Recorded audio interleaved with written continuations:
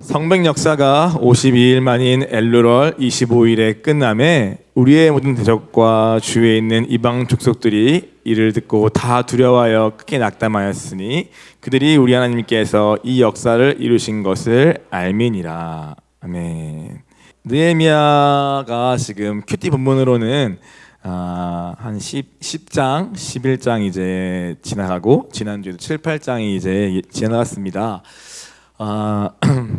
그런데 이제 어떤 본문으로 이제 말씀을 전할까 생각하고 또 하다가 이제 그래도 느헤미야를 쭉 한 달간 이제 묵상해 오면서 이제 하나님께서 제게 주셨던 개인적으로 주셨던 그 부분들을 더 나누는 것이 더 좋지 않을까 생각이 들어서 오늘은 이 본문 속에서 무릎으로 세워진 성벽이라는 제목으로 함께 말씀을 나눠 보려고 합니다. 제목만 들어도 아시겠지만 무릎은 무엇입니까? 기도를 말하는 것입니다. 그래서 이 느헤미야의 이 성전 재건의 역사가 이제 느헤미야 6장까지 쓰여져 있습니다. 그죠? 그리고 7장에는 이제 또 사람 인물이 나오고 8장에는 이제 그 성읍 안에 모여서 이제 에스라를 중심으로 이제 말씀을 듣고 회개하고 자복하는 그러한 하나님의 놀라운 부흥이 이제 이어지는 장이고요. 1장부터 6장까지가 이제 느헤미야를 중심으로 다시 세워진 하나님의 성벽 재건에 대한 이야기입니다.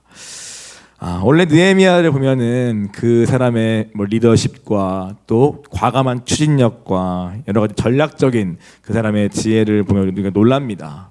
실제로 그런 것이 먼저 눈에 들어오고 많이 보이기도 합니다. 그런데 제가 이번에 이 느헤미야를 묵상하면서 하나님이 제게 개인적으로 주셨던 감동 또는 메시지가 있다면은 그것은 바로 그 뒤에서 바로 드렸던 느헤미야의 기도였습니다. 그 기도를 제가 무릎으로 표현한 것이죠. 이 성벽이라는 것이 그냥 다 함께 으쌰으쌰해서 또 마음이 모여져서 또 잘 그때그때 수비를 하고 잘 어떻게 계획을 세워가지고 한 것도 물론 맞지만 오늘 그 많은 그 역사 뒤에 오늘 방금 본문처럼 이렇게 하나님께 역사를 이뤘구나라는 그 하나님을 향한 찬양과 감격과 고백이 비단 이 성읍 내에 있는 사람뿐만 아니라 이것을 함께 봐왔던 이것을 방해하려 했던 그 모든 이방 족속까지 대적까지 보면서 이것은 정말 하나님이 이루신 것임을 알게 됐던 그 역사의 배경에 무엇이 있는가, 그리고 그것이 오늘 우리에게는 무엇을 말씀하고 싶으신 것인가 라는 생각을 하면서 오늘 설교를 좀 준비해 봤습니다. 어떻게 보면 너무 원론적인 얘기일 수 있지만 우리 한번 조금 더 한번 들으시면서 오늘 하나님이 앞으로 결단까지 하는 그러한 시간이기를 원합니다. 느헤미야 1장 1절부터 4절 느헤미야의 시작이죠. 우리 같이 한번 이것도 읽고 가면 좋겠습니다. 자, 느헤미야 1장 1절 함께 같이 읽겠습니다. 4절까지 3절까지입니다. 하가라의 아들 느헤미야의 말이라. 아닥사스다 왕 제20년 기슬루월에 내가 수상궁에 있는데 형제들 가운데 하나인 하나니가 두어 사람과 함께 유다에서 내게 이르렀기로 내가 살핌을 면하고 남아있는 유다와 예루살렘 사람들의 형편을 물은즉 그들이 내게 이르되 살핌을 면하고 남아있는 자들이 그 지방 거기에서 큰 혼란을 당하고 능력을 받으며 예루살렘 성은 허물어지고 성문들은 불탔다 하는시라. 이것이 이 느헤미야 성경의 시작입니다. 하나님의 성전 재건의 역사를 시작하면서 이것을 기억한 느헤미야는 그 시작이 무엇으로부터 되었는가를 이렇게 쓰고 있습니다. 그것은 무엇입니까?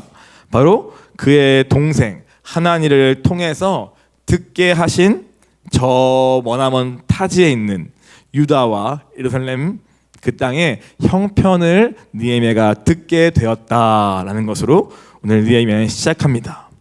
그리고 그 소식은 어떻습니까? 막 긍정적이고 좋은 소식이 아니라 오늘 나름 1차, 2차 포로기한이 이루어지는 후임에도 불구하고 여전히 불타있고 황폐해있고 또 무너져 있는 그 땅의 소식, 그리고 거기에 남아있는 자들과 또 앞서 귀환한 자들의 삶 역시도 환난과 능욕 가운데 있다는 그 소식을 이제 느헤미야가 듣게 된 것이 바로 1장 1절 3절에 있는 이 모든 것의 시작이 되는 장면입니다. 이것은 그에게 바로 기도할 제목이 된 것을 우리가 4절에 이어서 볼 수 있게 됩니다.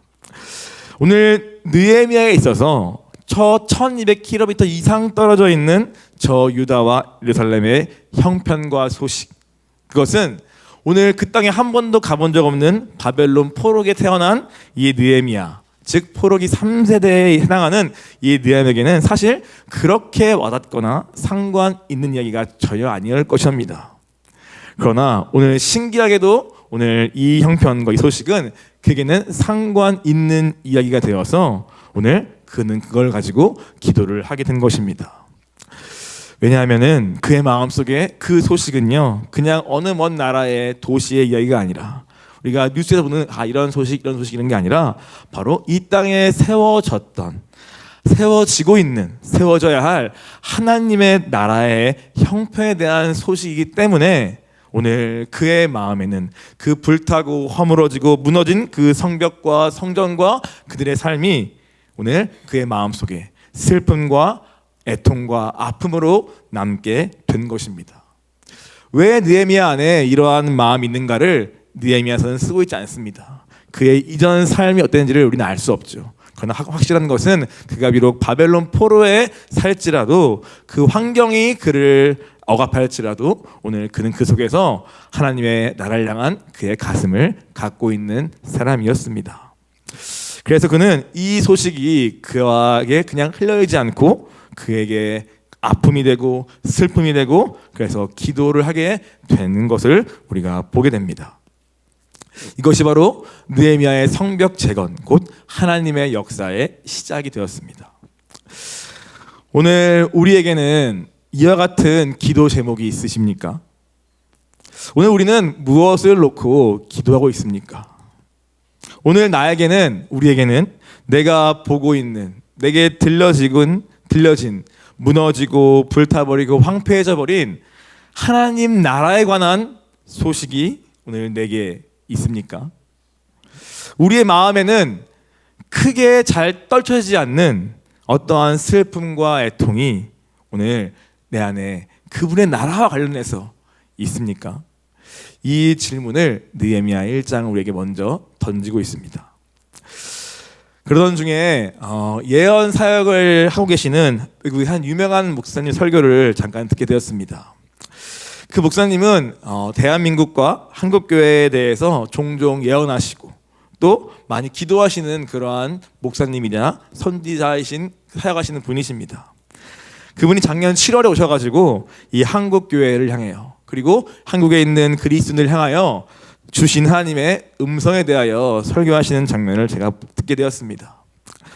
오늘 하나님이 지금 한국교회를 우리를 어떻게 보시는가라는 메시지 앞에 그분의 주셨던 하나님의 책망의 음성 한 가지는 무엇이냐면 한마디로 I don't care, 나는 상관없어 라는 태도로 살고 있다는 것을 주님이 보여주셨다고 합니다.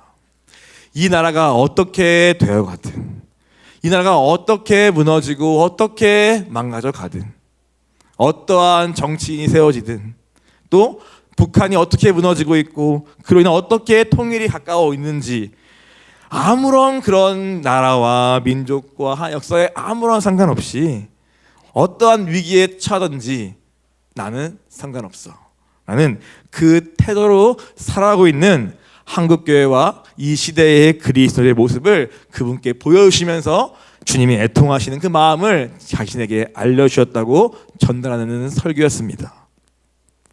그리고 그렇게 될 수밖에 없는 그 이유는 첫 번째로는 부와 물질로 인한 타락, 즉 부여와 물질이 취한 우리의 이 만족감이, 그리고 또 한 가지는 우리는 큰 문제 없어, 또는 우리는 이미 대형교회를 많이 보유하고 있는 대한민국이라는 기독교 나라야 라는 잘못된 자만심과 자신감, 그리고 이 시대에 팽배해 있는 개인주의와 이기주의 같은 그러한 시대적인 풍조 때문에 오늘 이 한국교회가 오늘 이와 같은 나는 상관없어라는 그러한 태도로 하나님 앞에 서 있다고 말씀하고 있었습니다.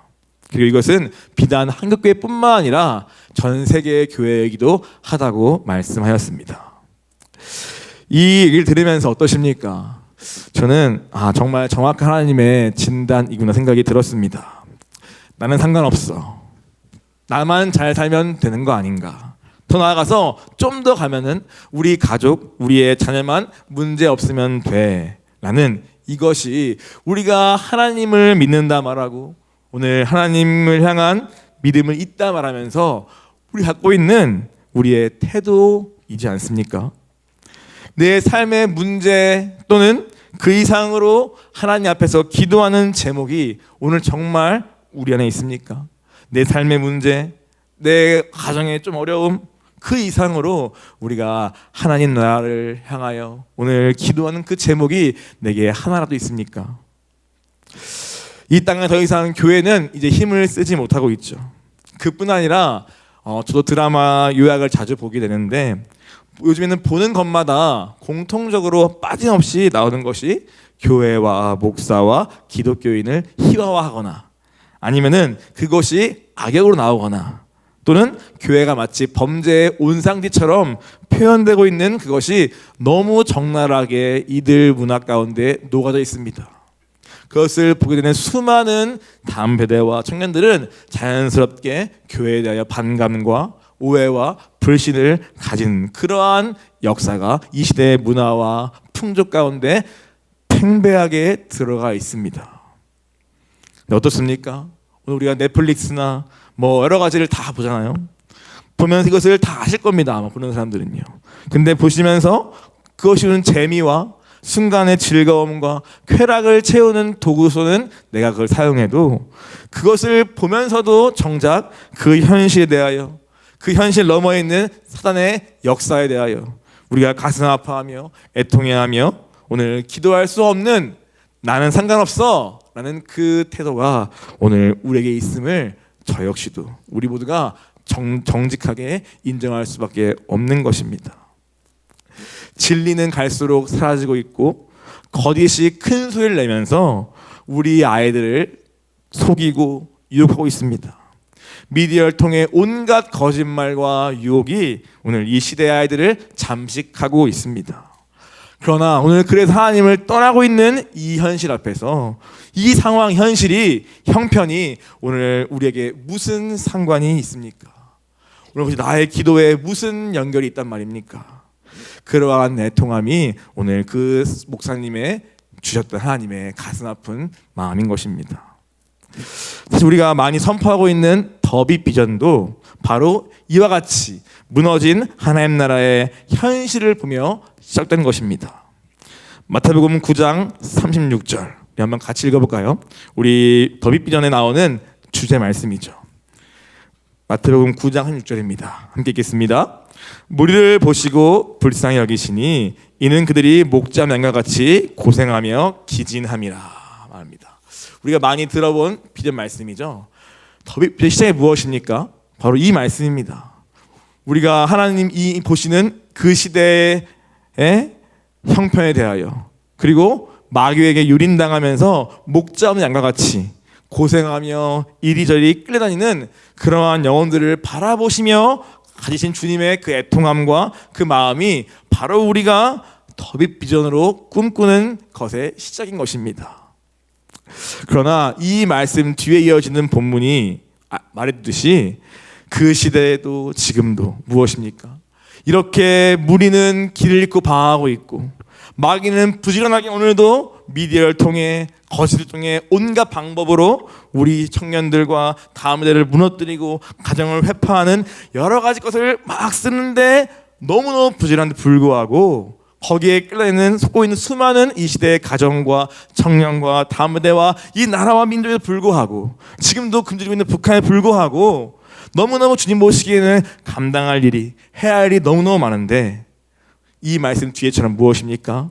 이것을 보고 뛰어들 추수할 일꾼이 없음을 예수님은 탄식하였습니다.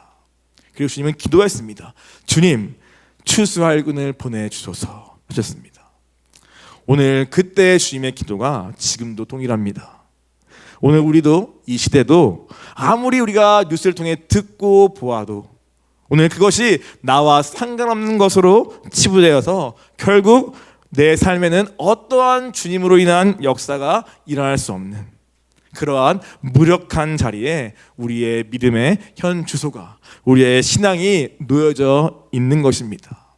그럴수록 마귀는 더욱 활개를 치며 이 나라를, 우리의 가정을, 이 교회를 삼키고 무너뜨리기 애쓰고 있는 것이죠. 사실 우리는 모르지 않습니다. 그렇지 않습니까? 우리가 뉴스를 통해서 또 기도회를 통해서 많은 시간을 통해서 진짜 하나님 나라가 많이 무너졌구나, 한국교회가 많이 무너졌구나, 정말 이 시대의 아이들이, 이 가정이 참 많이 무너져 있네, 이러한 생각은 다 알고 있습니다. 마약과 음란과 온갖 중독 넘쳐나고 있는 이 시대를 우리가 모르지 않습니다. 그러나 오늘 그것이 오늘 느헤미야 같이 듣고 아는 것에서 끝나지 않고 그것이 나의 것으로 붙잡아져서 나의 사명이 되고 내 전부가 되어서 52일 만에 성벽을 세우는 그 역사는 우리의 삶에 이 시대의 좀처럼 볼 수가 없습니다. 그렇기 때문에 저는 느헤미야가, 이 성경이 지금 이 시대 우리에게 오늘 주고 있는 믿음의 도전이 분명히 있다고 믿습니다. 이 느헤미야라는 인물이 성경에 있는 것이, 그리고 그가 한 역사의 실제 역사 속에서 오늘 하나님과 함께 이루어낸 이 놀라운 성전 재건의 역사가 오늘 성경에 쓰여 있음이 오늘 사실은 우리에게 소망이 되고 도전이 되는 것입니다. 그래서 이렇게 기도하게 되는 것 같습니다. 주님, 오늘 우리가 이 느헤미야 같은 믿음의 한 사람으로 서게 하여 주시옵소서. 각 가정에서 각자 부르신 자리에서 이와 같이 그 형편을 보고 내가 끌어안고 기도하다가 그 가슴 받고 뛰어드는 그 한 사람이 오늘 우리 가운데 있게 하여 주시옵소서. 그것이 제가 되게 하여 주시옵소서라고 기도하게 되는 것입니다. 저는 저에서 기도하고 오늘 여러분에게도 이렇게 도전하고 싶습니다. 하나님, 오늘도 아까 기도하신 것처럼 이 교회 안에, 이 시대 안에 이 느헤미야 같은 한 사람을 지금도 기다리는 줄 믿습니다. 그 가슴을 받아서 그 무너진 현실에 뛰어들 한 사람을 찾으십니다. 모두가 낙심하고 안 된다 말하며 오늘 현실 앞에 주저앉아서 포기한 채로 살아가고 있을 그때에 1차, 2차 귀환한 자조차도 어느새 현실 앞에 무력하여 중단하고 멈춰있을 그때에 오늘 다시 찾아가서 믿음을 가지고 소망을 불어넣고 끝내 성벽을 지었던 그 느헤미야가 오늘 저와 여러분 되기를 간절히 기도합니다. 그러면서 우리가 지난 금요기도회 때 우리가 들었던 한 부산에 있는 한 목사님의 이야기가 우리가 다 들었을 것입니다. 그 목사님은 부산에 있는 한 교회의 목사님이죠. 그분의 간증을 전체를 한번 들어봤습니다. 이분이 듣다 보니까 이분이 지금 이 대한민국의 또 한국교회의 느헤미야일 수 있겠다 생각이 많이 들었습니다. 그분은 어떤 분이냐면은 다 좀 들었겠지만 코로나 때 비대면 예배를 드리는 정부의 지침을 거절하고 끝까지 대면 예배를 지키고 예배를 사수하다가 온갖 어려움과 소송 가운데 휘말려서 오늘 많은 고생과 또 어려움을 당하신 그러한 분입니다. 그 일로 인하여서 정부에 손을 걸기도 하고, 그래서 교회에 대한 왜 일방적인 부당한 예배에 탄압을 하십니까? 하는 이러한 주제를 가지고 오랜 시간 정부와 법적으로 다투고 싸웠던 그러한 분으로 알려진 분입니다. 그런 그분이 마지막 그 결과를 듣고 나오는 길에 오늘 하나님은 그 목사님에게 또 다른 무너진 하나님 나라의 형편을 듣게 하셨습니다. 그것이 바로 지난 금요기도회 때 언급되었던 바로 동성애 커플이 건강보험료의 피부양자 자격을 획득한 그러한 법원의 판결을 바로 같은 법원에서 나오는 길에 듣게 된 것입니다. 그거 참 신기한 일이죠. 이제 겨우 코로나 상황 끝났나 보다 하는 찰나에 하나님은 또 다른 하나님의 소식을, 무너진 형편을 그분에게 듣게 하신 것입니다. 그리고 그 듣게 된 통로는 그것을 위해 오랜 시간 싸우셨던 그러한 믿음의 분들이, 교사와 그러한 분들이 오늘 그 결과 앞에 절망하면서 이제 한국도 끝인가 보다, 한국도 여기까지인가 보다 라는 그 소리를 그분이 듣게 된 것입니다. 그리고 부산에 돌아왔다고 합니다. 우리도 다시 아는 얘기죠. 근데 돌아온 그분의 가슴에 그 이야기가 맴돌았다고 해요. 끝인가 보다, 여기까지인가 보다. 그래서 오늘 그 얘기가 도저히 내 마음에서 안 지워져서 그걸 어떻게 했냐? 기도를 시작하였습니다. 14일 정도의 기도를 작정하고 하나님 앞에서 기도하면서 물었다고 합니다. 주님, 정말 끝입니까? 이 나라가 정말 여기서 끝나는 겁니까? 더 이상 이 쓰나미를 막을 수 없는 겁니까? 라고 주님께 기도할 때 하나님께서 그분의 마음에 강한 성령의 감동을 주시면서 아직 끝이 아니다라는 분명한 확신을 주셨고, 그 감동을 받은 목사님은 이제 구체적으로 행동하기 시작하시면서 오늘 교단을 초월한 지금 가장 큰 집회를 이제 준비하고 계신다는 소식을 듣게 되었습니다. 그리고 이 소식을 들은 많은 전국 교회가 교단을 초월하여서 우리도 가겠습니다 하는 그러한 메시지가 계속 오고 있고, 오늘 이것이 어떻게 주님인지 알기 때문에 이것을 방해하는 마귀와의 싸움을 하기 위해 40일 작정 기도를 또한 시작했다고 들었습니다. 이것을 드린 이유는 그 집회에 참석하자는 이야기를 하기 위함이 아니라, 어떻게 이 부산의 한 목사님이 이러한 일에 뛰어들어서 오늘 이렇게 교단을 초월하는 오늘 이러한 집회를 기획하게 되었는가, 어떻게 그분은 이와 같이 한 사람으로 주님 앞에 쓰임받게 되었는가에 대한 이야기를 하기 위함으로 이분의 이야기를 제가 가져왔습니다. 우리도 다 알지 않습니까? 다 들은 소식 아닙니까? 쓰나미처럼 밀려오고 있는 동성애의 파도와 또 최근에 통과된 이 법원의 판결이 우리도 모르는 내용이 전혀 아닙니다. 다 알고 있는 현실이고 또 인정하는 현실입니다. 그런데 왜 우리는 그것이 나와 상관없는 일처럼 여겨지면서 잠깐씩 분노할 수는 있어도 왜 그것이 나의 어떠한 구체적인 행동으로, 어떠한 결단으로, 어떠한 무엇으로 이어지기는 어려운 것입니까? 물론 각 사람마다 부르심이 다르고 꼭 이 일을 해야 하는 건 아닙니다.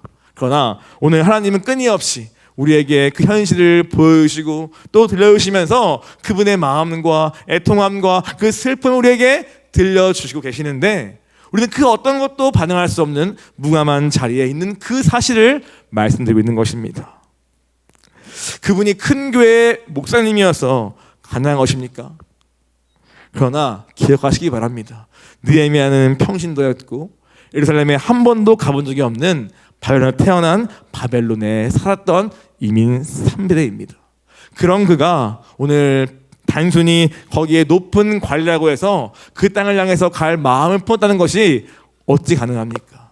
오늘 이것은 직분이나 큰 교회 목사님이어서 뭐가 있어서가 아니라 오늘 이렇게 이 일에 뛰어들고 하나님 앞에 쓰임받게 되는 거기에는 바로 한 가지 이유가 있는 것입니다. 이분은 하였고 우린 하지 않은 그 한 가지가 있는 것입니다. 다 알고 이해하고 들어도 하지 않고 하지 않은 한 가지, 그것이 무엇이냐면 바로 기도입니다. 하나님은 큰 교회 목사이기 때문에 사용하신 것이 아니라 느헤미야가 페르시아에서 인정받는 왕의 측근인 술 관원의 관리여서 그를 쓰신 것이 아니라, 하나님은 이 나라의 무너진 형편을 듣고 오늘 무릎으로 나아가 전심으로 주님의 얼굴을 찾는 그 한 사람에게 그분의 마음과 생각과 뜻을 알려주시고, 그리고 그 사람을 통해 그분의 일을 하시는 것입니다. 바로 이것이 주님이 찾는 사람인데, 오늘 우리는 바로 그 시작이 되는, 그 촉매가 되는 오늘 그 기도의 자리에, 그 기도가 우리에게 없다고. 그것이 아까 말했던 나와 상관없어 라는 태도와 연결되어서 우리는 내 문제, 내 가족을 기도해 있어도 오늘 무너지고 있는 하나의 나라를 보면서는 기도할 수 없는 오늘 그러한 우리를 주님이 말씀하고 계시는 것입니다. 그 부산의 목사님과 느헤미야는 기도했기 때문에 주님께 확인되었고 그분을 통하여 이 일을 하고 계시는 것입니다. 역대하 16장 9절 우리 함께 읽기 원합니다. 역대하 16장 9절입니다. 함께 우리 읽겠습니다. 여호와의 눈은 온 땅을 두루 감찰하사 전심으로 저희 향한 자들을 위하여 능력을 베푸시나니 쓴즉 이후부터는 왕에게 전쟁이 있으리이다 하매. 앞에까지만입니다. 여호와의 눈이 온 땅을 감찰하신다고 합니다. 왜 그렇습니까? 누가 나를 향하여 전심으로 오늘 나를 찾고 있는가 주님이 보신다 말씀합니다. 우린 말하죠. 우리는 능력이 없어요. 우리는 그래서 못해요 라고 말하지만 능력 그건 내가 주는 거야 라고 하시면서 너는 전심으로 네가 나를 찾지 않기 때문에 네가 그 능력을 받지 못하는 것이지 오늘 너의 능력 없음이 내가 너를 쓰고 안 쓰고의 문제가 아니라고 말씀하십니다. 아모스 3장 7절 함께 같이 또 읽기 원합니다. 주 여호와께서는 자기의 비밀을 그중 선지자들에게 보이지 아니고서는 결코 행하심이 없으시리라. 오늘 말씀합니다. 오늘 주님은 그분의 비밀, 그분의 마음, 그분의 생각, 그분의 뜻과 계획에 대하여 자기의 종에게 그것을 숨기는 분이 결코 아님을 말씀하십니다.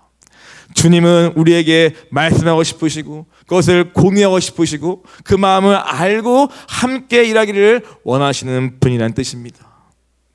이사야서 6장 8절을 우리 또 함께 읽기 원합니다. 함께 읽겠습니다. 내가 또 주의 목소리를 들으니 주께서 이르시되 내가 누구를 보내며 누가 우리를 위하여 갈고 하시니 그때 내가 이르되 내가 여기 있나이다 나를 보내어서 하였더니. 아멘. 주님은 물으시는 것이죠. 내가 누구를 보낼고 누가 우리를 위하여 갈고 라고 주님이 끊임없이 그 누구를 그 우리를 찾고 계신다는 것입니다. 그때 이사야 한 사람이 주님 제가 있습니다. 나를 보내셔서 라고 응답하였고 그 이사야를 통하여 주님이 또 그 한 시대를 역사하시는 것을 우리가 잘 알고 있습니다. 여러분 이 말씀에 아멘이십니까? 믿으시기 바랍니다. 하나님은 이러한 분입니다. 하나님은 지금도 찾으십니다. 누구에게 나의 이 마음을 부어줄까? 누구에게 나의 마음을 좀 공유하고 같이 좀 일을 할 수 있을까? 누가 나를 위하여 갈까? 누가 우리를 위하여 갈까 하면서 그 한 사람을 찾으십니다. 그리고 이 말씀처럼 전심으로 부족하지만 오늘 기도하기로 작정하고 기도하는 자에게 그분의 얼굴을 찾는 자에게 그분은 능력을 부어주실 것입니다. 감당할 만한 힘도 주실 것입니다. 오늘 느헤미야 성경은 우리에게 이와 같은 믿음의 도전을 하고 있는 것입니다. 오늘 도전 받는 저와 여러분 되기를 원합니다. 그냥 흘러가는 한 역사의 인물이 아니라 나와 이 순간에도 나와 상관없는 그러한 한 이야기가 아니라 오늘 이야기가 바로 오늘 나와 상관 있게 하기 위해 주님이 던지시는 음성으로 믿고 받으시기를 바랍니다. 느헤미야는 그래서 이렇게 한 형편을 듣고 이제 기도를 시작합니다.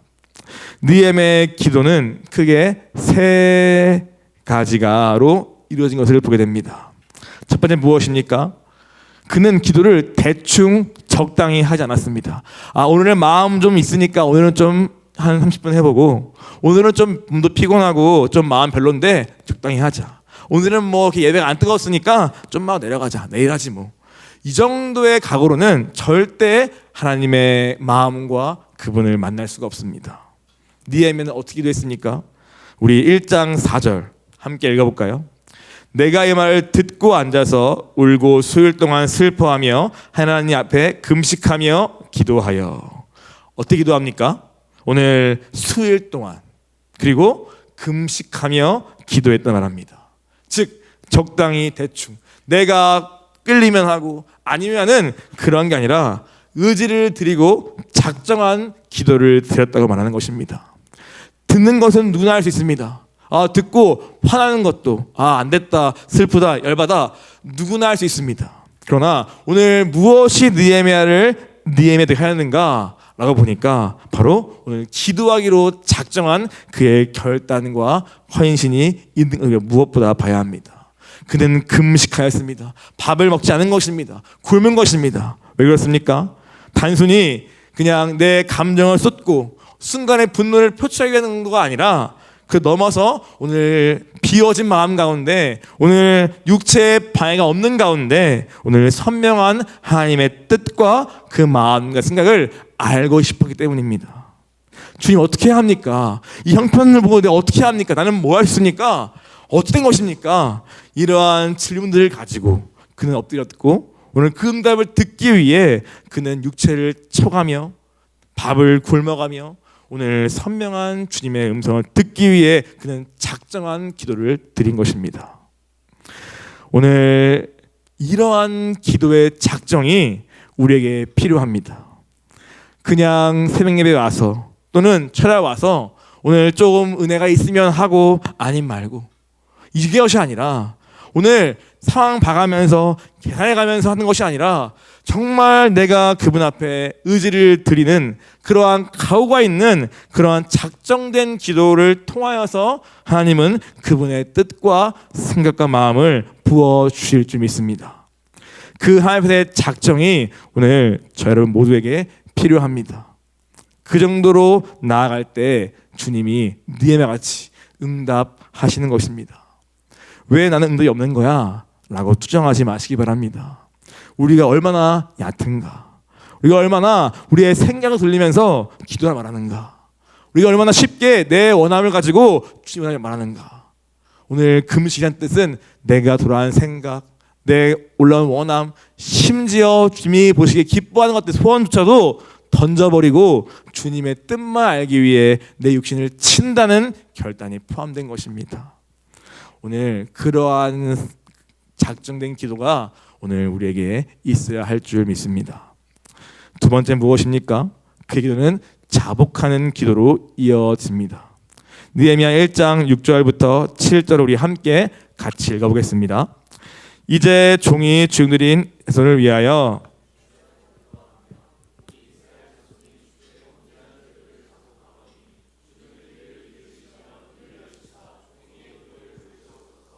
나와 내 아버지의 집이 범죄하여 주를 향하여 크게 악을 행하여 주께서 주의 종 모세에게 명령하신 계명과 율례와 규례를 지키지 아니하였나이다. 이것이 느헤미야가 금식하며 기도할 때 시작된 기도입니다. 즉 하나님은 그의 기도를 가장 먼저 회개로 인도하였습니다. 엎드리니까 주 앞에 가장 먼저 오늘 나의 죄가 보이게 되는 것입니다. 그것이 하나님의 임재 앞에 드리는 우리의 기도인 것이죠. 즉 그 땅이 황폐해지고 불타버린 그 이유가 오늘 하나님을 떠난 그 말씀한 조상들의 죄도 아니고 오늘 그 죄뿐만 아니라 그 동일한 죄가 오늘 내게도 있구나. 나도 오늘 살면서도 하나님을 거역하고 하나님을 거스르고 내 원대로 하고 싶어하고 우상을 섬기며 육체를 만족해하는 그 동일한 죄성이 오늘 내게도 똑같이 있구나를 그는 깨닫고 자기의 가슴과 오늘 아버지와 선조의 죄를 끌어안고 그는 기도를 한 것입니다. 그것이 그의 자복하는 기도였습니다. 죄를 시인하고 인정하고 결단하는 기도를 하나님 앞에 드린 것입니다. 오늘 하나님 우리에게 먼저 엎드릴 때 이 회개를 통하여 우리의 마음을 깨끗이 청소하기 원하십니다. 왜냐? 그래야 하나님의 것이 깨끗이 부어지기 때문입니다. 오늘 부어지기 위해서 받기 위해서라도 주님이 우리에게 이러한 정결해진 시간을 회개를 자복을 우리에게 인도하여 가시는 것입니다. 느헤미야도 어땠을까요? 그는 바벨론 포로에 살았습니다. 또 페르시아에 살았습니다. 그 무엇입니까? 아무리 그가 잘 좋은 가정 환경 속에서 말씀을 외우고 교육할지라도 그는 그를 둘러싼 환경은 그에게 수많은 유혹과 수많은 즐거움과 재미와 쾌락을 우상 숭배의 문화를 그에게 끊임없이 주었을 것입니다. 그리고 그 느헤미야 역시도 오늘 그 속에 살면서 허용하고 즐기고 살았던 그 자신이 있었을 것입니다. 바로 그러한 죄를 돌아오면서 오늘 그 자신도 하나님 앞에 떠날 것을 그는 기도 가운데 결단하고 있는 것입니다. 오늘 그러한 자복하는 은혜가 우리의 기도 가운데 있기를 원합니다. 하나님의 눈을 구하시기 바랍니다. 내 생각, 세상의 기준으로 나를 아무리 봐봐야 회개할 게 안 나옵니다. 그러나 하나님의 눈으로 오늘 그 앞에서 나를 세워달라고 구하면 그분의 눈으로 말미암아 나의 죄가, 숨겨진 죄가, 의도와 동기와 잊어버렸던 모든 과거의 죄들이 다 떠오르게 됩니다. 그것을 주님 앞에 토로하고 고백하고 자복할 때 오늘 주님이 우리를 새롭게 하시고 정결케 하시는 것입니다. 오늘 그 회개의 은혜가, 자복의 은혜가 우리의 작정된 기도 가운데 있어야 할 줄 믿습니다. 그럴 때 주님이 그 깨끗한 그릇을 사용하시고 거기에 주의 마음을 부어 주시는 것입니다. 그것이 느헤미야가 드렸던 두 번째 기도였습니다. 그리고 세 번째 기도 무엇입니까? 그는 하나님의 약속을 꽉 붙들고 그는 기도했습니다. 하나님의 말씀을 가지고 그는 기도했습니다. 막연하게 내 감정을 따라서 한없이 울고 슬퍼하는 그런 기도가 아니었고 또 자기의 생각을 막 돌리는 기도도 아니었던 것 같고 오늘 그의 기도는 무엇입니까? 1장 8절부터 10절 보면은 오늘 옛적에 주께서 죄종 모세에게 명령하여 이르시되 즉 모세의 율법을 참고하여서 그것을 기억하면서 그때 모세에게 주셨던 하나님의 말씀과 약속 가운데 무엇을 붙들 수 있을까를 그는 기도 가운데 생각하였고 그걸 떠올리며 그렇구나 오늘 우리가 범죄하여서 우리가 흩어졌으나 그러나 다시 주께 돌아오기만 하면 오늘 주님이 우리를 다시 모으시는 분이시구나 라는 것을 그는 기억하였고 그래서 그는 어떻게 합니까? 오늘 주님 그 말씀을 기억하여 주세요. 그리고 오늘 우리는 주님이 구원하신 주의 것 아닙니까? 라고 고백하면서 그는 하나님의 그 약속과 그 약속의 그 성품과 그 말씀을 붙들고 하나님 앞에 기도하는 것입니다. 바로 이러한 기도가 힘이 있는 기도입니다.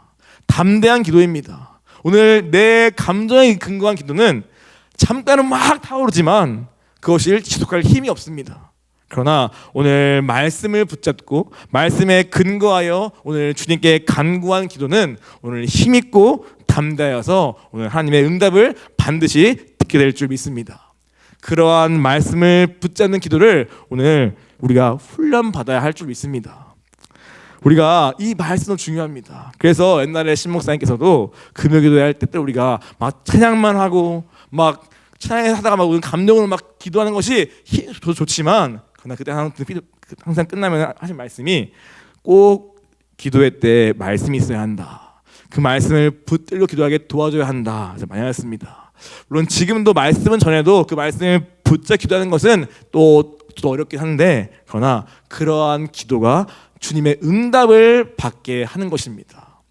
기도하기는 저 여러분 모두 그 말씀을 붙잡는 훈련을 배워서라도 할 수 있게 원합니다. 그래서 그냥 확 타오르고 꺼져가는 기도 말고 정말 구한 것을 응답으로 경험되시기까지 끝까지 구할 수 있는 그 말씀의 기도가 우리에게 회복되기를 간절히 원합니다. 바로 이 세 가지가 느헤미야가 오늘 이 성벽 재건을 하기 전에 그가 드렸던 그의 기도입니다. 작정하는 기도, 그리고 오늘 자복하는 기도, 그리고 말씀을 붙잡는 기도. 이것이 느헤미야가 주님을 만나고 응답받은 기도의 비결이었습니다. 이러한 느헤미야의 기도, 하나님은 응답하셨습니다. 어떻게 응답하십니까? 크게 이것도 세 가지로 응답하십니다. 오늘 우리는요 기도하면서도 어떻습니까? 기대하잖아요.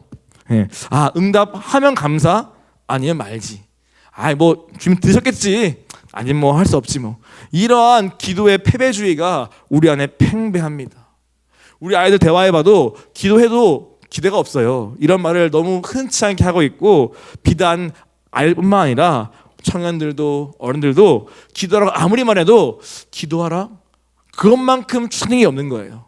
그래서 기도라는 것이 행동으로는 가도 결국 삶에서는 내 원래 방식대로 그리고 하고만은 그러한 우리의 기도의 패배주의와 기도의 어떤 그러한 좀 속는 게 있는 것 같아요. 예.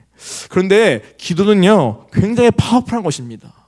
기도는 반드시 응답되어지는 것이고 그 응답은 우리를 바꾸고 행동하게 만듭니다. 오늘 느헤미야를 향한 기도의 응답은 크게 세 가지였습니다. 첫 번째 무엇입니까? 그의 기도는 먼저는 수산궁을 떠날 결심을 가져왔습니다. 우리의 기도 응답의 가장 확실한 응답은요 바로 내 자신이 바뀌는 것입니다. 상황과 환경이 아니라 오늘 내 자신이 하나님의 뜻에 맞게 내가 바뀌어지는 것이 확실한 기도 응답인데 바로 느헤미야의 기도는 수상궁을 떠날 결심과 헌신의 마음의 변화를 가져온 것입니다.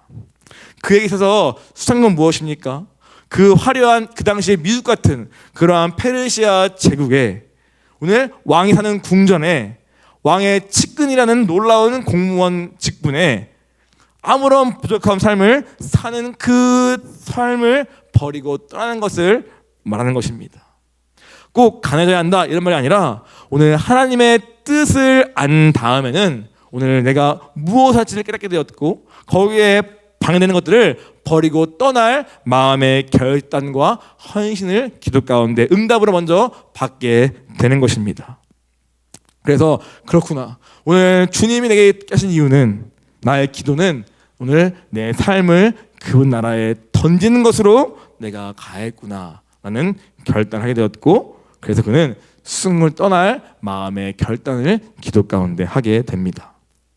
언제 어떠한 방법으로 가게 할지는 주님께 던져버렸습니다. 그러나 적어도 그의 마음에는 이 익숙하고 오늘 편안하지만 하나님 나라랑 상관이 없는 이 삶을 떠나야 했다. 그리고 저 황폐하고 아무것도 없지만 오늘 주의 약속이 있는 그 나라가 있는 그 회복의 명한 그 땅을 향해 내 삶을 드려야겠다 라고 그는 기도 가운데 결단한 것입니다. 이것이 첫 번째 그가 기도 가운데 받은 첫 번째 응답입니다. 내가 변한 것입니다. 주의 뜻에 내가 맞춰진 것입니다. 두 번째 무엇입니까?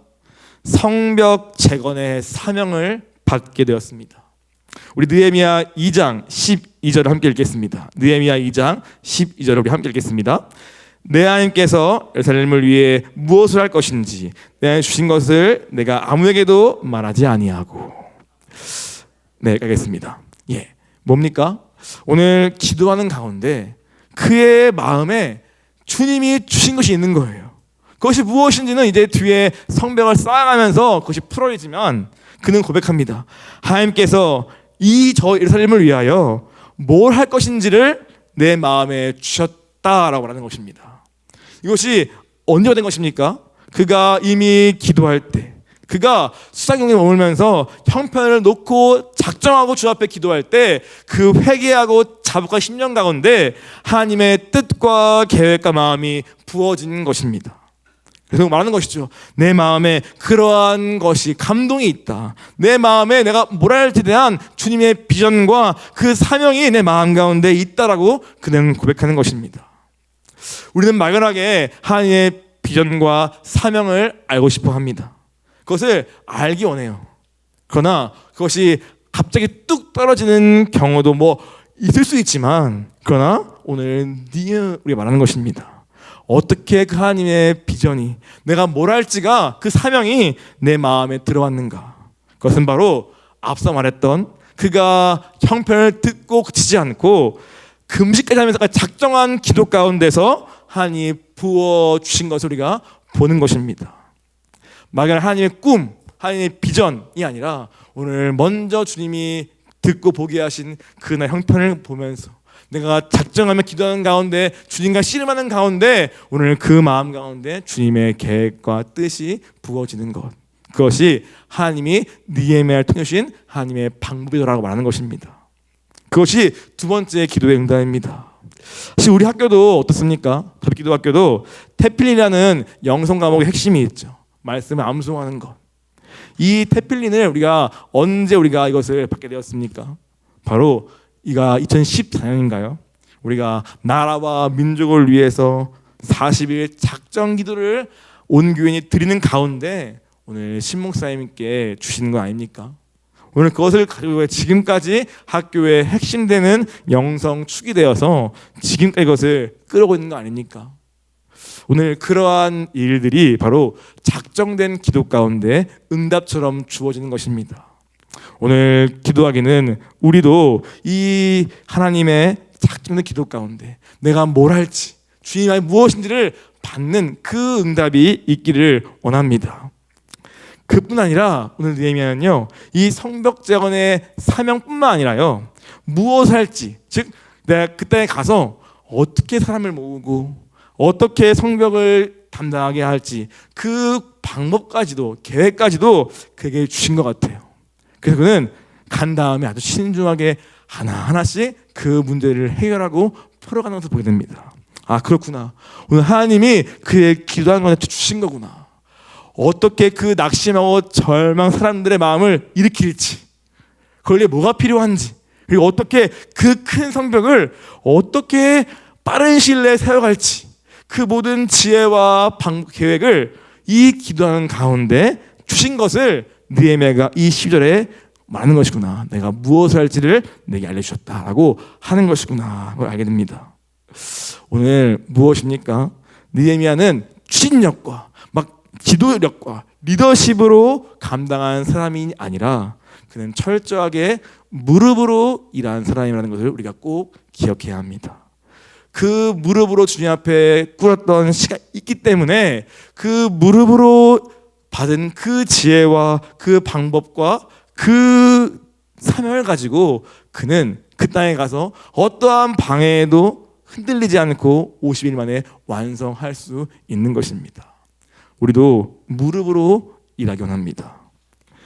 시작할 때부터 받았기 때문에 그는 그 과정도 이어지고 있는 것입니다.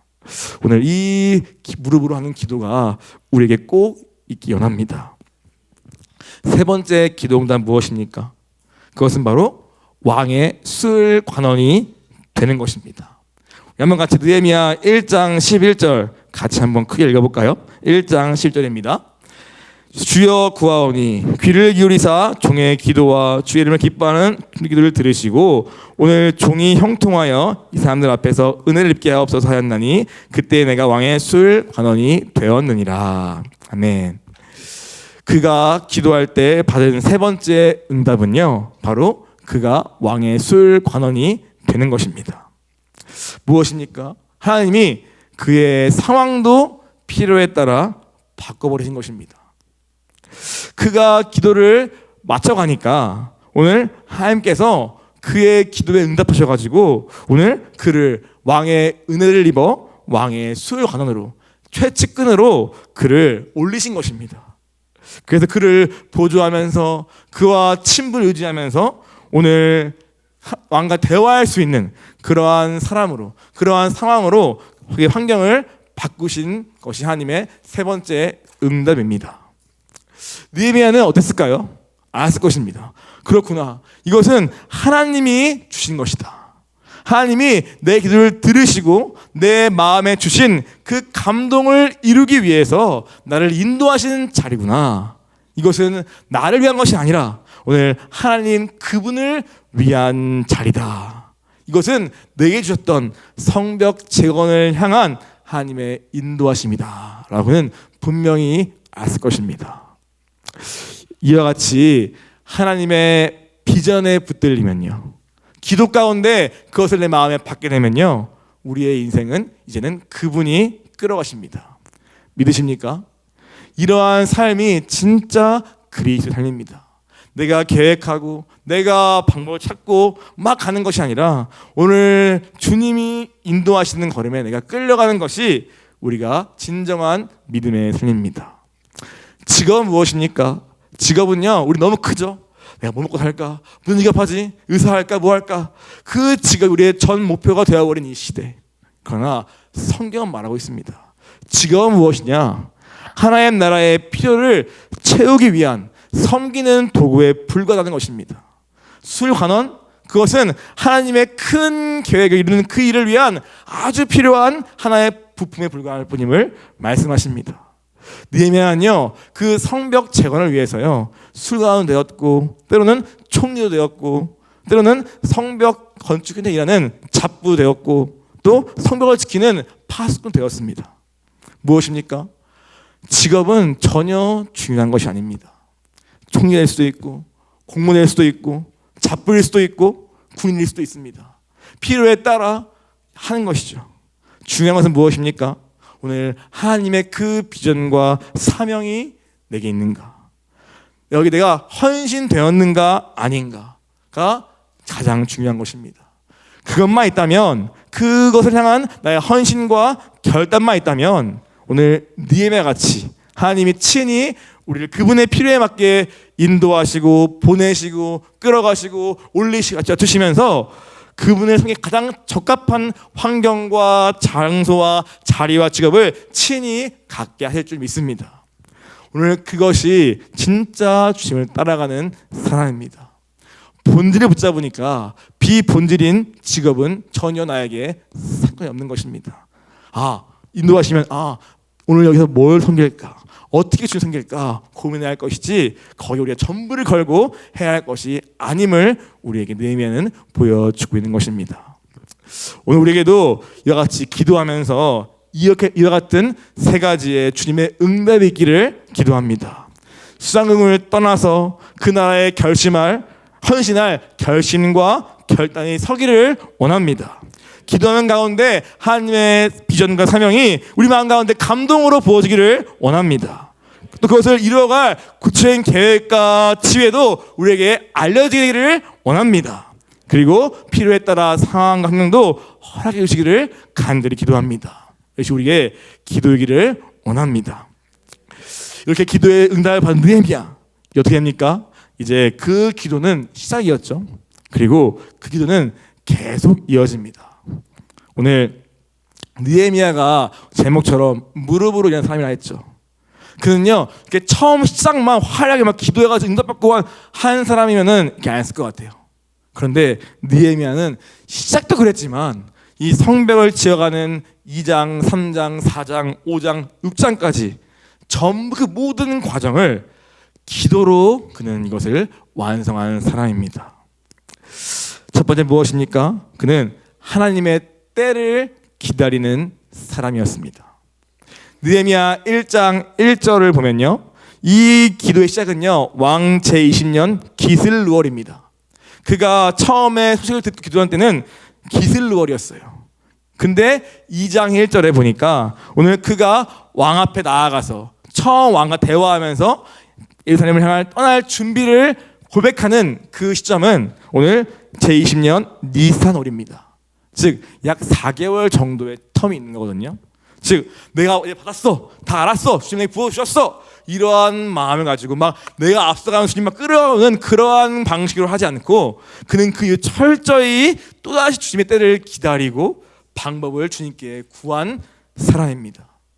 그것이 참 놀라운 거예요. 직분도 있고 힘도 있고 권력도 있고 받은 것도 있는데 그는 그 다음 한 걸음도 철저히 주님께 인도받아서 4개월을 또 그냥 술만 따르고 기다립니다.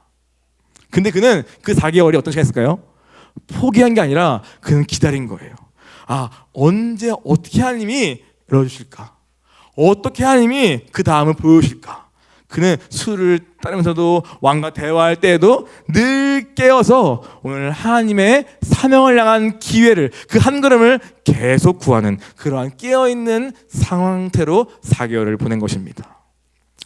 즉 그는 몸은 안 분주했지만 기도에는 엄청 분주했을 거예요. 주님 어떻게 할까요? 어떻게 나갈까요? 언제 갑니까? 어떤 시기입니까? 하는 계속 질문하면서, 그러나 내가 앞서지 않기 위해서 또 부인하고 또 부인하면서 오늘 하나님께 예민하게 깨어가지고 오늘 뭐가 주님의 기회일까? 어떻게 해야 하는 걸까? 하는 그 예민함으로 그는 4개월을 기도하며 보낸 것입니다.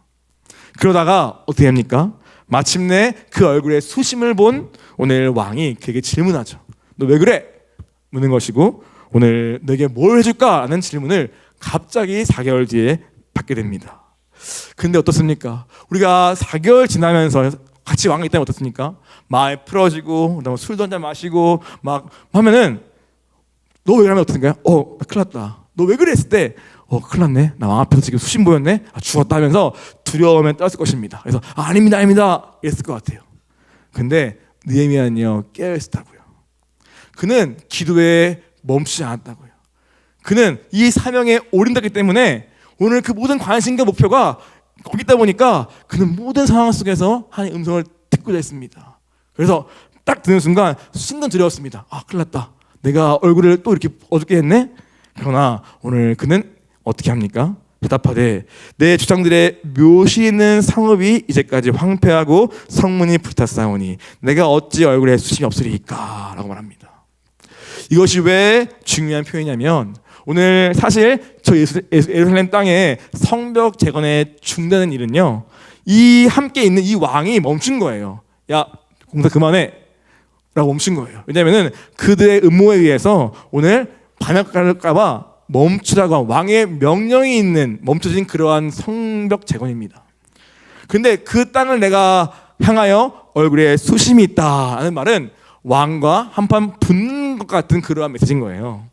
근데 그러한 순간도 느헤미야는 어떻게 말하냐면은 저 예루살렘이라고 하지 않고 내 조상들의 묘실이 있는 성읍이라고 말합니다.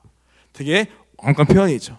즉 한마디로 그는 말 한마디도 굉장히 신중하게 할 수 있을 만큼 그는 굉장히 깨어있는 상태에 있다는 것입니다. 두려웠지만 그거에 눌리지 않고 오늘 이 순간에 혹시 주님의 기회인가 하면서 그는 그 말도 표현도 하나님 앞에서 쓴 것입니다. 그리고 어떻게 합니까? 왕이 너 뭘 원해? 라고 묻습니다. 그래서 어떻게 합니까? 그는 잠깐 기도한 다음에 담대히 오늘 그게 구합니다. 왕의 조서를 주십시오. 오늘 그 땅에 가기 위해 무사히 통과할 수 있도록 왕의 조서와 그 땅에 필요한 목재를 내게 주십시오. 라고 그는 담대하게 구하는 모습이 이 장에 나옵니다. 무엇입니까? 그는 모든 관심이 딱 하나인 거예요. 무엇입니까? 하나님 나라. 그러다 보니까 어떠한 질문과 상황이 와도 이 관점에서 분별하고 바라보다 보니까 이 질문 속에서 하나님의 기회를 포착할 수도 있고 해야 할 말을 고를 수도 있고 분별할 수도 있고 때에 따라서 내게 필요한 마음의 소원들을 그 즉각 주님의 기회로 알고 구할 수 있는 그러한 담대함 여유까지 그 마음에 있는 것을 우리가 보게 됩니다. 놀라운 거 아닙니까? 한 나라의 포로에 불과한 신분에 그리고 그 당시 그 위대한 무서운 왕의 신하에 불과한데 그리고 그 구하는 바가 왕의 정책과 상관되는 불구하고 그는 그 순간 하나님 앞에 구하는 것을 담대히 알게 됩니다. 바로 이것이 기도하는 자의 모습입니다. 무엇입니까? 깨어있는 것입니다. 영적으로 예민한 것입니다. 그냥 흘러가는 상황도 그 사람에게는 흘러가는 것이 아니라 주님의 기회를 보여지고 또 질문도 필요 없어요. 그냥 그런 겸손을 그냥 하는 게 아니라 지금 이 순간이 주님의 기회로 붙잡고 믿음으로 담대히 하는 그 고백이 오늘 쉽게 안 됩니다.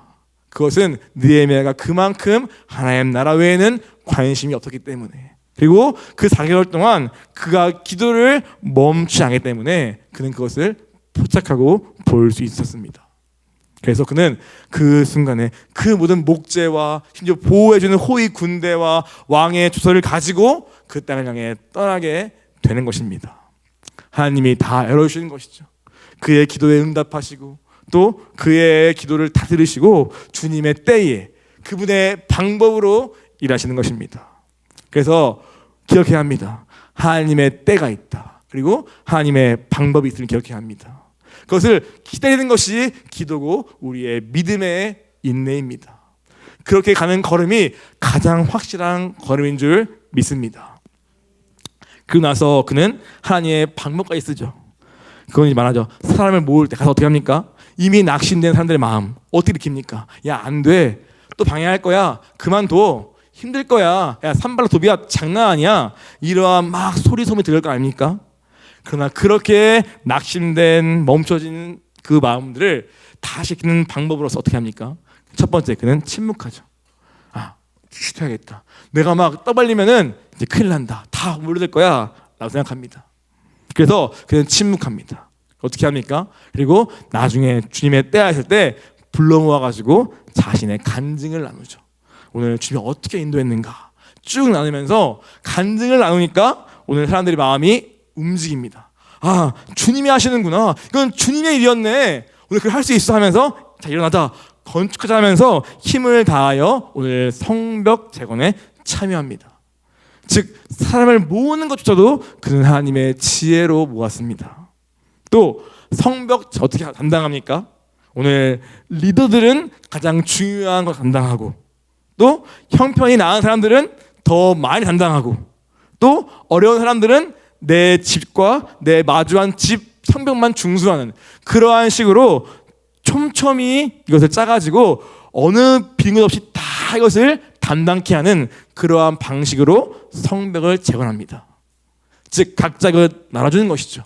그러한 지혜 역시도 이 하나님이 느헤미야의 기도 가운데 주신 것입니다. 그리고 4장 5장은 무엇입니까? 문제 연속이죠. 뭐 경제적 문제, 외부의 문제, 뭐 돈 문제, 뭐 리더십의 문제, 뭐 살해 위협, 온갖 문제가 빵빵 터집니다. 근데 그 모든 문제마다 느헤미야는 깊이 생각하고 기도하고 또 묻고 그러면서 오늘 하나님의 방법대로 문제를 하나하나 해결하여서 문제 해결할 때마다 더 이상 한마음 되고 또 한마음 되고 그런 일로 성벽 재건을 완성되는 것입니다. 오늘 이것이 바로 하나님의 기도하는 느헤미야를 통하여 이루신 하나님의 방법들입니다. 그래서 결국 무엇입니까? 52일 만에 이 성벽이 기적같이 완공되었습니다. 140년 동안 황폐해져 있고 1차, 2차 돌아와도 미처 하지 못했던 그 일을 느헤미야 이 무릎으로 일한 이 한 사람을 통하여 중단 없이 완성되게 되었고 그 일은 온 열방이 이방이 보기에도 아 하나님이 하신 거 맞다 라는 그 낙심 우리에게는 기쁨의 그러한 소식이 된 것입니다. 이것이 1장 6장까지 느헤미야를 통해 세워진 성벽 재건의 역사입니다. 이것을 여러분들은 아마 여러 관점을 볼 수 있을 것 같아요. 느헤미야 인물을 가지고 다양한 각도로 여러분이 붙잡을 수 있겠지만 저는 개인적으로 이 무릎으로 정말 이랬구나. 그것이 내게도 가기 때문에 또 진짜 하나님의 정말 일이라면은 온갖 문제와 방해와 공격이 너무 심한 것을 또 보면서 아, 우리의 비전도 우리의 꿈도 우리의 의지와 능력이 아니라 기도 없이는 절대 안 되는 거였네 하면서 오늘 저의 어떤 결단과 그러한 각오를 가지고 아 느헤미야는 진짜 무릎으로 일했음을 여러분과 꼭 나누고 싶었습니다. 끝으로 이제 제 얘기를 좀 마무리하려고 합니다. 오늘 이 느헤미야를 시작하면서 저는 여기 이렇게 조그맣게 기도를 만들었습니다. 이것은 뭐냐면은 우리 그 수양회 때 나온 노트예요. 너무 제호 많아가지고 이게 어떨까 하다가 이제 가져왔는데 저는 왜 만들었냐면요. 그러니까 딱 이 설교한 내용 그대로입니다. 듣긴 들어요. 알긴 알아요. 아, 이 나라 문제구나. 이것도 문제구나. 아, 무너졌구나. 어떡하지? 이러한 반응은 늘 있습니다. 그러나 오늘 느헤미야처럼 끌어안고 내 의지를 들여서 작정하는 기도에는 늘 게을렀고 늘 실패했고 늘 말뿐인 그러한 제가 드는 것이 싫더라고요. 그래서 느헤미야와 함께 그래 그럼 주님이 우리에게 하실 일 있지 않을까? 그러한 기대를 가지고 먼저 이걸 만들었습니다. 그리고 제가 들려지는 대로 보여지는 대로 공부한 대로 알게 된 대로 그냥 써봤습니다. 나라와 민족을 위해 교회를 위해 가족을 위해 나를 위해 다음들을 위해 중고등부를 위해 누구를 위해 그냥 썼습니다. 생각나는 대로. 그리고 새벽마다 늘 기도 안 되니까 때로는 그래서 왠지 기도가 홍을 치는 것 같으면은 이것을 펴고 그냥 읽었습니다. 쭉 읽고 또 보충하고 또 보충하고 그런 식으로 저도 이제 좀 몇 주를 살아본 거죠. 그러다가 이제 제가 이제 이것은 응대된 것 같다고 체크한 게 있었습니다. 내가 항상 치는데 많은 게 다 막연 아직은 좀 계속 부족하니까 좀 막연하다 보니까 정확한 응답이 안 될 수 있지만 그래도 그 가운데 한 가지가 좀 이것은 좀 그래도 주님이 응답한 것 같아 하는 게 있어가지고 그걸 체크를 해봤습니다. 그것이 무엇이었냐면 바로 제가 여러 제목 가운데 다음 세대를 향해서 무너진 성벽을 세우기 원한다는 그거에 대한 기도를 제가 정칸이 있었습니다. 장이. 어쩌다 보니까 하나님께서 보게 하셨던 아이들과 또 학교, 또 이 시대의 현실이 있었고, 원래 저는요 그걸 그냥 앞에서 구경했습니다. 힘들겠다, 어렵겠다 하고 그냥 필요할 때 그냥 조언만 하거나 또는 그냥 가볍게 그냥 뭐 던지는 그러한 역할만 하는 아주 구경꾼이었어요. 방관자. 물론 교회 학교를 했지만 그걸 비교할 수 없는 이 학교의 또 다른 진짜 우리 아들 군사를 키워가는 그러한 일에는 정말 헌신이 아니고서는 안 되기 때문에 감히 그것을 할 수 없기 때문에 그냥 구경하고 방관하는 데 있었습니다. 근데 이번에는 제게 보여졌던, 제가 듣게 됐던 그 여러 가지 아이들의 고백들과 현실과 여러 가지 이제 문제와 무너진 부분들이 제 마음에 잘 안 떠나더라고요. 그래서 혹시 기도하신 해가지고 적고 한마디로 끌어안고 오늘 의지를 들여서 잘 모르겠지만 기도를 하려고 마음 먹고 기도를 하게 되었습니다. 저는 길도 모르고 뭐 아무것도 모르고 다 모릅니다. 그런데 혹시나 주님 제가 필요하시면 저를 써주세요. 이러한 기도도 하면서, 그리고 주님 인도해 주세요 하는 일을 하면서 무엇보다 이 성벽을 좀 다시 쌓고 싶어요. 우리가 이 무너져 있는 뚫려버린 성벽을 좀 쌓고 싶어요. 이러한 마음을 가지고 기도를 드렸습니다. 그러다가 이제 신 목사님의 설교를 들으면서 그래 뛰어들어야겠구나. 먼저는 들어가지고 회의도 가보고 막 그런 시간을 이제 보내고 있었거든요. 그러면서 이제 우연히 한 글도 읽게 됐습니다. 그 글은 무엇이냐면 이런 것입니다. 기독교 대학교라는 것이 온실은 맞다. 그래서 많은 미국의 사람들은 온실이기 때문에 세상을 경험해보고 다양한 것들을 접해보고 죄도 경험하면서 야성을 키울 필요가 있다 하는 목소리가 미국에서는 이미 오래전부터 주를 이뤘다고 합니다. 그런데 그것이 어떻게 한 세대를, 지난 50년을 잃어버리게 되었는가에 대해서 그분은 탄식하면서 마치 에덴에서 하다니 선악과 먹어봐. 주님은 먹지 않아도, 굳이 악의 눈이 박지 않아도 된다고 하셨는데 굳이 그것을 먹어보게끔 유혹하여서 악을 경험한 그것과 같이 오늘 마치 그들의 그 말들은 오늘 이러한 결과를 가져왔다고 그분은 쓰면서 오히려 온실을 이렇게 설명합니다. 온실은 무엇이냐? 특별한 작물을 재배하는 곳이다. 그 작물을 키우기 위해서 맞는 습도와 온도와 빛을 잘 조절해주는 곳이다. 저는 그 설명이 와닿더라고요. 그래, 물론 야성을 키울 노력해야겠지만 다 경험하고 맛보아서 키워지는 것이 우리 아이들이 아니라 너무 예민한 나이고 너무 예민한 작물인데 다 노출되는 것이 아니라 여기에 맞는 환경과 성벽을 쌓아 놓는 것까지는 오늘 해야겠다 생각을 하게 되었습니다. 그리고 오늘 그걸 보니까 오늘 우리 교회에 중고등부가 비어 있으니까 거기에 뭔가 우리 아이들에게 이제 올라아이들을 위해서 뭔가를 내가 해보면 좋지 않을까, 이러한 제목을 가지고 기도를 하고 또 기도하고 주님께 구해봤습니다.